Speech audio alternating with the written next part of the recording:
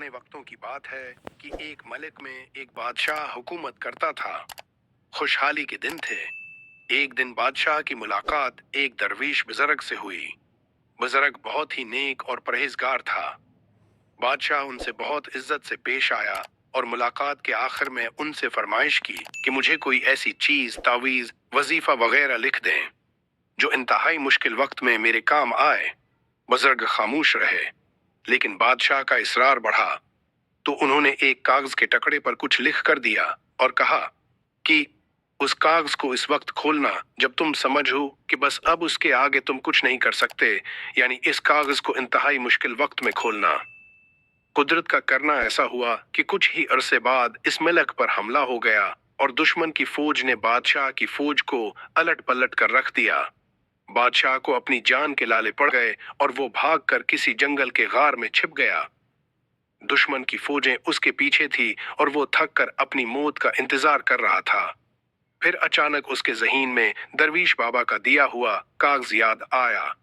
उसने अपनी जेबें टटोली तो वो कागज खुशकिस्मती से उसके पास ही था। सिपाहियों के जूतों की आहट उसके करीब आती सुनाई दे रही थी।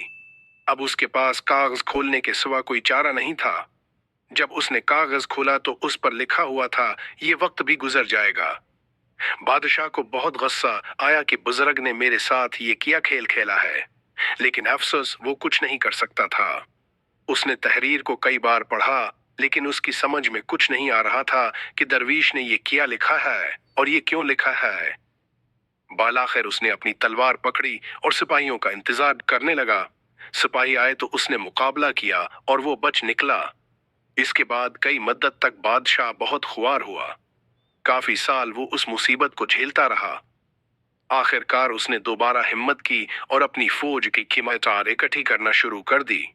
काफी सालों की मेहनत के बाद उसने अपनी फौज इकट्ठी कर ली और दोबारा से इस मलक पर हमला कर दिया और खुशकिस्मती से इस जंग में उसको फतह नसीब हुई और वो एक बार फिर उस सल्तनत का बादशाह बन गया। इसकी बहादुरी के किस्से दूर दूर तक मशहूर हो गए और रियाया में उसका खूब तज़किरा हुआ। इसके दरबार में और दरबार से बाहर भी लोग सिर्फ अपने बहादुर बादशाह को देखने के लिए आने लगे। इतना बोलबाला देखकर बादशाह के दिल में गरूर पैदा हुआ और वो अपनी शजाअत पर और सल्तनत पर थोड़ा मगरूर हुआ ही था कि अचानक उसके दिल में बुजुर्ग का लिखा हुआ फकरा याद आया कि ये वक्त भी गुजर जाएगा। इसीलिए कहते हैं कि वक्त जैसा भी हो गुजर जाता है।